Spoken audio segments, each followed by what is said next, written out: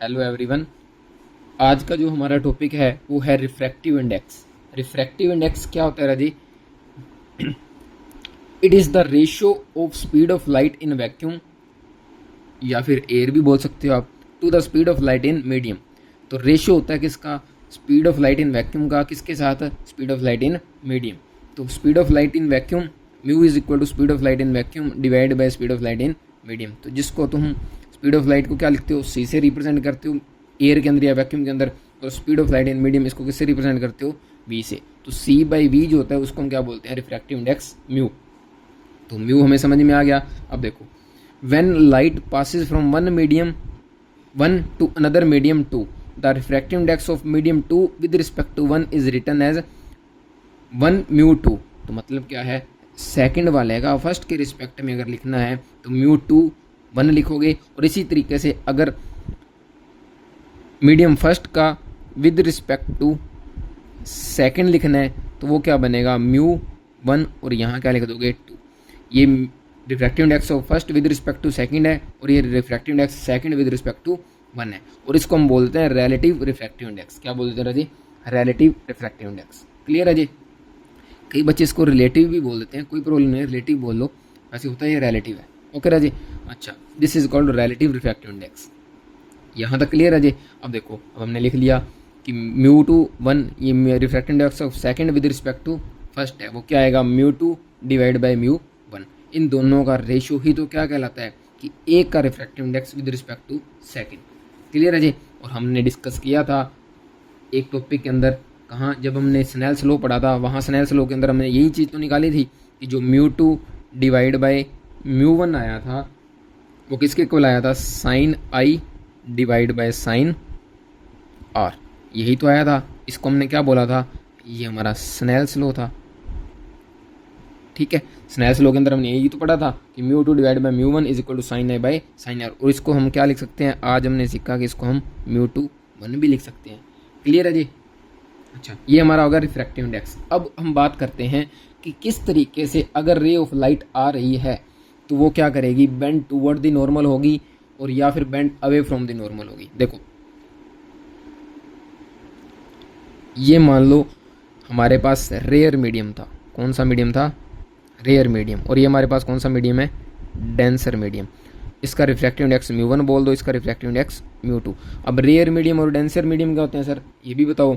अब rare medium वो होता है राजे जिसके अंदर, देखो म्यू क्या था सर? म्यू था सी बाय वी। तो म्यू वन लिखोगे, स्पीड ऑफ लाइट तो हमेशा क्या रहेगी? सेम रहेगी। इसका मतलब इसमें जो ये वेलोसिटी होगी मीडियम वाली, वो वेलोसिटी क्या होगी? कम होगी। क्या होगी?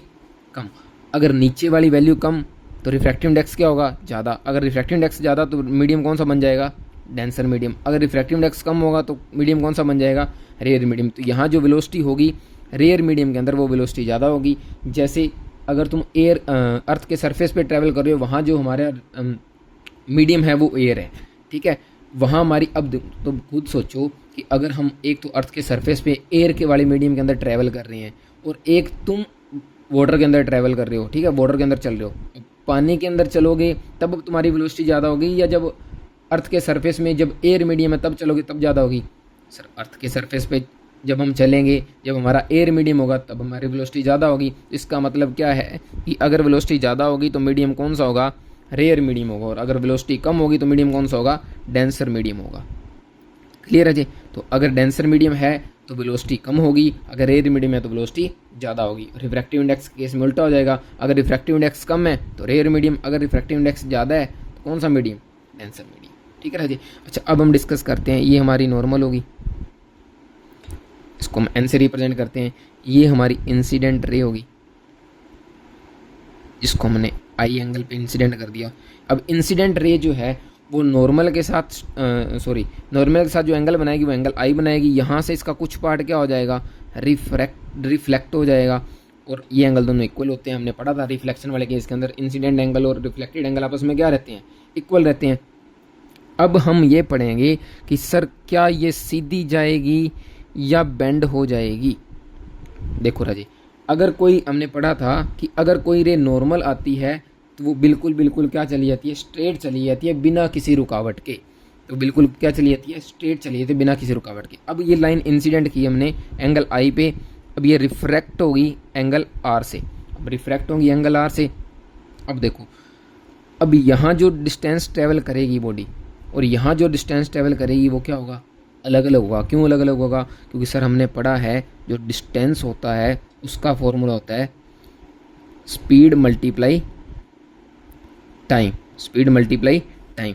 अब यहाँ डिस्टेंस अलग होगा, क्यों, क्योंकि यहाँ स्पीड सर ज़्यादा है, टाइम हम सेम ले लेते हैं। मान लो यहाँ तुमने 10 सेकंड ट्रैवल किया, यहाँ भी कितना करोगे, 10 सेकंड ट्रैवल करोगे, टाइम सेम ले लिया, लेकिन यहाँ स्पीड क्या होगी, ज़्यादा होगी, यहाँ स्पीड क्या होगी, कम होगी। क्योंकि हमने अभी भी पढ़ा था रेयर मीडियम के अंदर स्पीड कम होती है और डेंसर मीडियम के अंदर स्पीड, सॉरी उल्टा हो गया ना, तो रेयर मीडियम के अंदर स्पीड ज़्यादा होती है और डेंसर मीडियम के अंदर स्पीड कम होती है। ठीक है राजी, तो यहाँ स्पीड क्या होगी सर, रेयर मीडियम के अंदर तो स्पीड ज़्यादा होगी और टाइम और डिस्टेंस, इसका मतलब डिस्टेंस भी क्या करेगा, ज़्यादा ट्रैवल करेगा।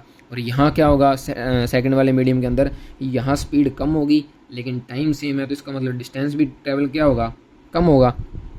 ठीक है, तो अगर डिस्टेंस ट्रैवल कम होगा तो क्या सर ये यहाँ से लेके इस रास्ते पे जाएगी या बेंड टूवर्ड दी नॉर्मल होगी, सर ये बेंड टूवर्ड दी नॉर्मल होगी। क्यों, क्योंकि हमें पता है कि जो स्ट्रेट लाइन, जो नॉर्मल लाइन आती है वो उतने टाइम में, अगर 10 सेकंड में यहाँ उसने 10 मीटर ट्रैवल किया तो यहाँ भी मीडियम में कितना ट्रैवल करेगी, 10 मीटर ही ट्रैवल करेगी। क्योंकि नॉर्मल अगर कोई इंसिडेंट रे अगर नॉर्मल आती है किसी भी सरफेस पे तो उसके ऊपर मीडियम का कोई इफेक्ट नहीं पड़ता। अगर मीडियम का कोई इफेक्ट नहीं पड़ेगा तो जिस उसकी स्पीड भी क्या रहेगी, सेम रहेगी। सर ये इक्वल स्पीड सेम रहेगी तो इसका मतलब डिस्टेंस भी ट्रैवल क्या करेगी, सेम ट्रैवल करेगी।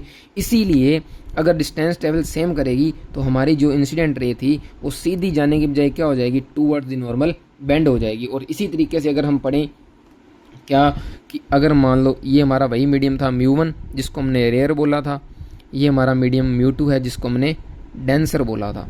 तो यहाँ जो लाइट आ रही है, अब मान लिया हमने यहाँ से कहीं से लाइट आ रही थी, अब डेंसर मीडियम से लाइट आ रही है तो इंसिडेंट एंगल क्या होगा, ये होगा आई। तो यहाँ से लाइट जानी चाहिए थी कहाँ, इस तरफ, लेकिन डेंसर से रेयर जाएगी तो यहाँ वेलोसिटी कम है, यहाँ वेलोसिटी ज़्यादा है। तो अगर वेलोसिटी ज़्यादा है तो वो वहाँ से क्या ट्रैवल करेगी, तो सर वो bend away from the normal हो जाएगी। क्लियर है जी, तो ये एंगल बन जाएगा आर।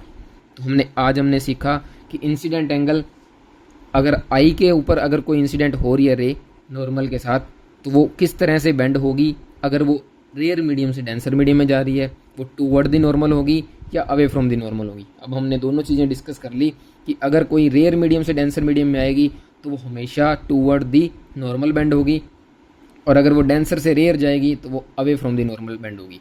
अब एक छोटी सी चीज़ और बता देते हैं, ये याद रखना तुमने कि अगर मीडियम का कैसे पता चलेगा, सर हमें मीडियम का तो बता दो, मीडियम पता कैसे चलेगा। अब देखो एक चीज़ याद रखना, जिसमें भी जो एंगल बड़ा हो, जो एंगल बड़ा हो,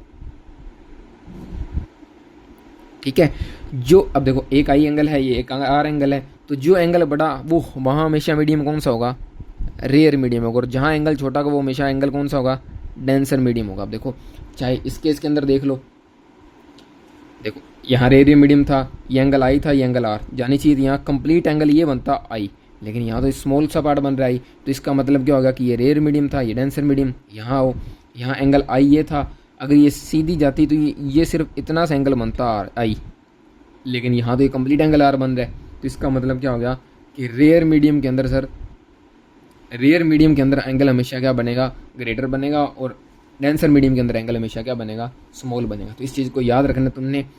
रिफ्रैक्टिव इंडेक्स क्या होता है, ये रेशो होता है speed of light in vacuum and speed of light in medium.